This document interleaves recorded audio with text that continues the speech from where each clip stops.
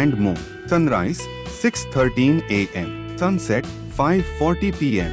Moonrise 7:56 a.m. on 5th October. Moonset 6:32 p.m.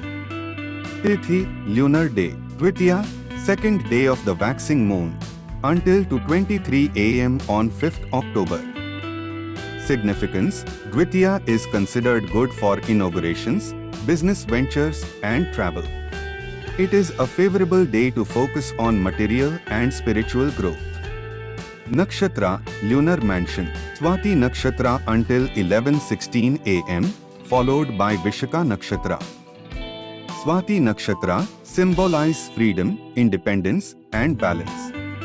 A good time for personal growth and forming new partnerships. Vishaka Nakshatra known for determination and the drive to achieve goals. It's an ideal time for initiating new endeavors that require persistence and focus. Yoga Shukla Yoga until 2:01 p.m. followed by Brahma Yoga. Shukla Yoga encourages personal growth, material prosperity and is a good time for productive work. Brahma Yoga enhances spiritual growth and creativity, making it an auspicious time for spiritual practices and artistic pursuits. Karana Tatila Karana until 1:35 p.m. followed by Garja Karana. Tatila Karana ideal for beginning long-term projects and efforts that require sustained energy. Garja Karana good for group work, teamwork and activities that involve collaboration. Paksh Shukla Paksh waxing phase symbolize growth, creativity and prosperity. Samvatsara Shaka Samvat 1946 Krodhi. Vikram Samvat 2081 Pingala. Gujarati Samvat 2080 Rakshasa. Auspicious timings: Shubh Muhurt Abhijit Muhurt 11:38 a.m. to 12:23 p.m. This time is considered highly auspicious for important tasks, rituals and business activities. Amrit Kalam 5:02 p.m. to 6:34 p.m. an excellent time for beginning any new venture, ensuring success and positivity. Inauspicious timings: Dur Muhurtam Rahu Kalam 10:41 a.m. to 12:10 p.m.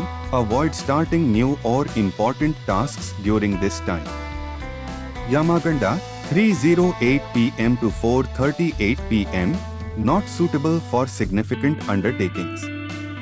Gulikai Kalam 7:43 a.m. to 9:12 a.m. refrain from starting new ventures. Dur Muhurtam 6:13 a.m. to 7:02 a.m. and 11:03 p.m. to 11:49 p.m. It is advised not to undertake any significant activity during this period. Planetary positions: Sun, Surya in Virgo, Kanya. Moon, Chandra in Libra, Tula. Mars, Mangal in Taurus, Vrishbha. Mercury, Buddha in Virgo, Kanya. Jupiter, Guru in Taurus, Vrishbha. Venus, Shukra in Leo, Sinha. Saturn, Shani in Aquarius, Kumbha. Rahu in Pisces, Meena. Ketu in Virgo, Kanya. Additional observations: Ayana Dakshinayana, the southern journey of the sun. Planetary transitions: with the moon in Libra, balance and diplomacy are favored. The strong influence of Venus emphasizes beauty, harmony and creative expression.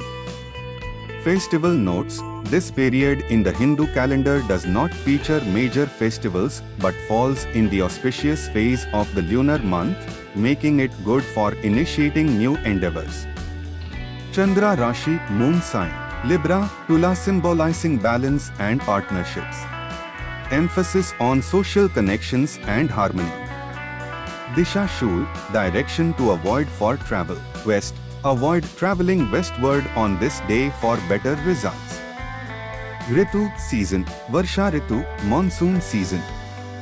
Significance of the day: Friday, Shukravar ruled by Venus.